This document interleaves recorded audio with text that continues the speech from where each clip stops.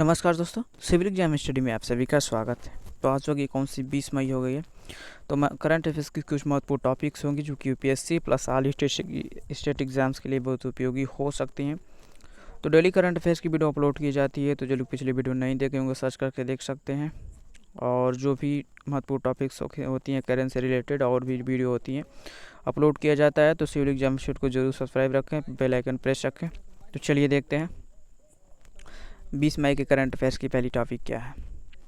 तो क्वीनिन नोंगलादेव, ठीक है। पहली टॉपिक क्या है, क्वीनिन नोंगलादेव। तो क्या है कि हाल ही में जो पूर्वोत्तर भारत में, कहाँ पे, हाल ही में पूर्वोत्तर भारत में मेघालय के एक गांव में जो है क्वीनिन नोंगलादेव की स्थानीय लोगों ने कोविड-19 के संभावित इलाज के लिए क्वीनिन का पता लगाया है। तो मुख्य बिंदु देखते हैं कि इसका यानी गांव का नाम जो है सिनकोना की छाल से निकाले गए, किसके, सिनकोना के छाल से निकाले गए अल्कलाइड क्विनिन के नाम पर रखा गया है। यह जो है रूबियसाए परिवार से संबंधित एक पौधा है जो है, और इसे बड़े झाड़ी या छोटे पेड़ों के रूप में वर्गीकृत किया जाता है। जब शिलांग असम प्रांत के लिए ब्रिटिश प्रशासनिक मुख्यालय बना, तब मलेरिया एवं मच्छरों से होने वाली अन्य बीमारियों से निपटने के लिए अंग्रेजों ने सिनकोना का वृक्षारोपण लगभग 1874 के आसपास कराया था। मलेरिया के इलाज के लिए क्लोरोक्विन और कुनैन के रूप में प्रसिद्ध, कौन से, क्लोरोक्विन और कुनैन के रूप में प्रसिद्ध क्विनिन सल्फेट नामक दवा का उपयोग होता है मलेरिया के इलाज के लिए। अगली टॉपिक दिया गैर परिवर्तनीय ऋण पत्र। तो क्या है, तो हाल ही में केंद्र सरकार ने कहा है कि निजी कंपनियां जो स्टॉक एक्सचेंजों में गैर परिवर्तनीय ऋण पत्र सूचीबद्ध करती हैं, उन्हें सूचीबद्ध कंपनियों के रूप में नहीं माना जाएगा। क्या है कि जो निजी कंपनियां जो स्टॉक एक्सचेंज में गैर परिवर्तनीय ऋण पत्र सूचीबद्ध करती है, उन्हें सूचीबद्ध कंपनियों के रूप में नहीं माना जाएगा। डिबेंचर यानी ऋण पत्र दीर्घकालिक वित्तीय साधन है जो जारीकर्ता के प्रति एक ऋण दायित्व को स्वीकार करते हैं। कुछ जो है डिबेंचर में कंपनी मालिक के विवेक पर एक निश्चित समय के बाद शेयरों में परिवर्तनीयता की सुविधा होती है।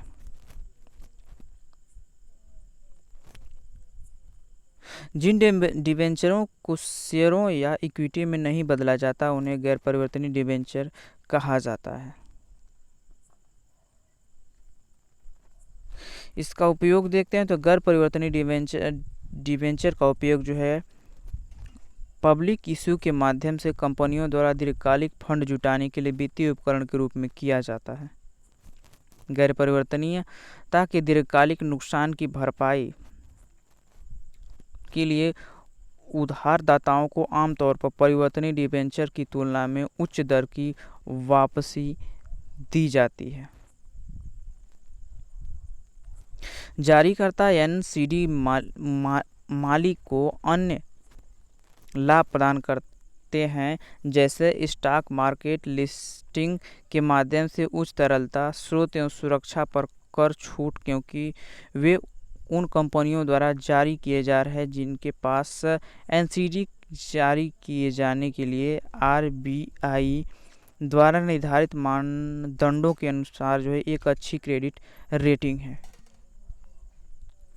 न्यूनतम परिपक्वता अवधि, भारत में आमतौर पर इन्हें 90 दिनों की न्यूनतम परिपक्वता के लिए जारी किया जाता है। अगली टॉपिक दिया कि अंतर्राष्ट्रीय प्रेस संस्थान यानी इंटरनेशनल प्रेस इंस्टीट्यूट।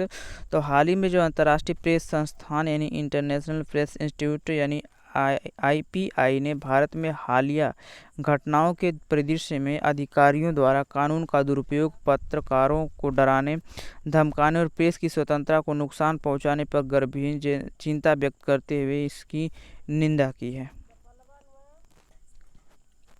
तो मुख्य बिंदु देखते हैं कि अंतर्राष्ट्रीय प्रेस संस्थान एक वैश्विक संगठन है जो प्रेस की स्वतंत्रता के संवर्धन एवं संरक्षण तथा पत्रकारिता प्रणालियों में सुधार के लिए समर्पित है।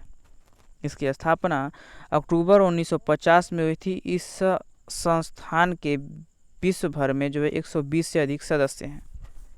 अंतर्राष्ट्रीय प्रेस संस्थान के जो हैं सदस्य विश्व भर में 120 सदस्य इसके देश हैं। इस संस्थान में संपादक, मीडिया कार्यकारी और आईपीआई के अग्रणी पत्रकार जो मीडिया विभागों,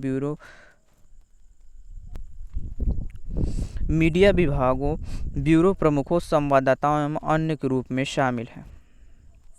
आईपीआई को यूएन, यूनेस्को और यूरोपीय परिषद के साथ परामर्श दर्जा प्राप्त है। इसका मुख्यालय ऑस्ट्रिया के वियना में स्थित है। International freedom of expression exchange. तो अंतर्राष्ट्रीय प्रेस संस्थान यानी IPI international freedom of expression exchange का एक सदस्य है। इसका सदस्य है तो अंतर्राष्ट्रीय प्रेस संस्थान international freedom of expression exchange का एक सदस्य है जो गैर सरकारी संगठनों का एक वैश्विक नेटवर्क है। यह दुनिया भर में प्रेस की स्वतंत्रता में मुक्त व्यक्ति के उल्लंघन की निगरानी करता है।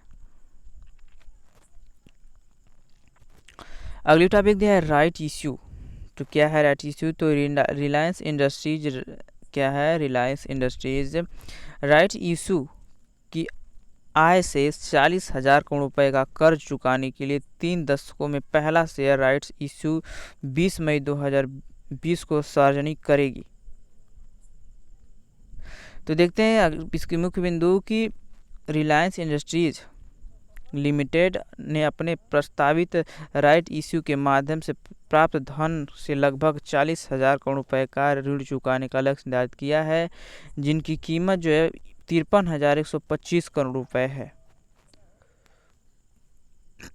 यह भारत का अब तक का सबसे बड़ा इक्विटी फंड है। राइट इश्यू कंपनी की बैलेंस शीट को शून्य शुद्ध ऋण बनाने के लिए कंपनी की रणनीति का एक हिस्सा है। राइट इश्यू मौजूदा शेयर धारकों के लिए उनके मौजूदा शेयर होल्डिंग के अनुपात में किए गए शेयरों की पेशकश है। कंपनियां अक्सर बाजार मूल्य के छूट पर राइट इश्यू में जो है शेयरों की पेशकश करती है। कर्ज में वृद्धि किए बिना पूंजी जुटाने की मांग करने वाली कंपनियों द्वारा राइट्स इश्यू का उपयोग किया जाता है। शेयर धारक राइट इश्यू में दिए गए शेयरों को खरीदने के लिए बाध्य नहीं है।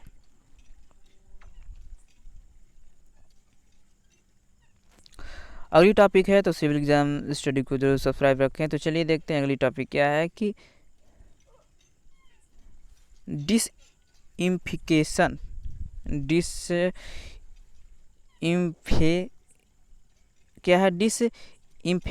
स्प्रे इकाइयाँ।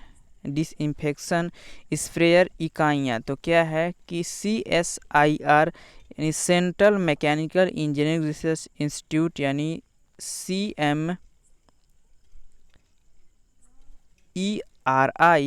दुर्गापुर के वैज्ञानिकों ने 16 मई 2020 को जो है 2 मोबाइल इंडोर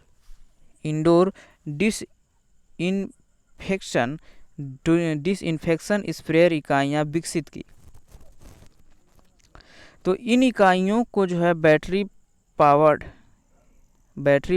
डिसइंफेक्टेड स्प्रेयर और pneumatically operated mobile indoor disinfection नाम दिया गया है। क्या दिया गया? इन इकाइयों को बैटरी पावर्ड डिसइंफेक्टेड स्प्रेयर और pneumatically operated mobile indoor disinfection नाम दिया गया है। इन स्प्रेयरों को छिपी हुई जगह तक पहुंचाने और बड़े पैमाने पर साफ सफाई करने के लिए मैपिंग सुविधाओं के लिए साथ विस्तार योग्य उपकरणों से लैस किया गया है। इनका उपयोग विशेषकर अस्पतालों में बार बार हाथ से छुई गई सतहों जैसे टेबल, डार्क नोब्स और लाइट स्विच आदि को साफ एवं कीटाणु रहित करने के लिए किया जा सकता है। तो ये थी करंट अफेयर्स की कुछ महत्वपूर्ण टॉपिक्स जो कि UPSC plus all state exams के लिए उपयोगी हो सकती हैं। तो जो लोग पिछली वीडियो नहीं देखेंगे सर्च करके देख सकते हैं और सेल एग्जाम स्टडी को ज़रूर सब्सक्राइब रखें, बेल आइकन प्रेस रखें। तो फिर मिलते हैं अगली वीडियो में, तब तक के लिए धन्यवाद।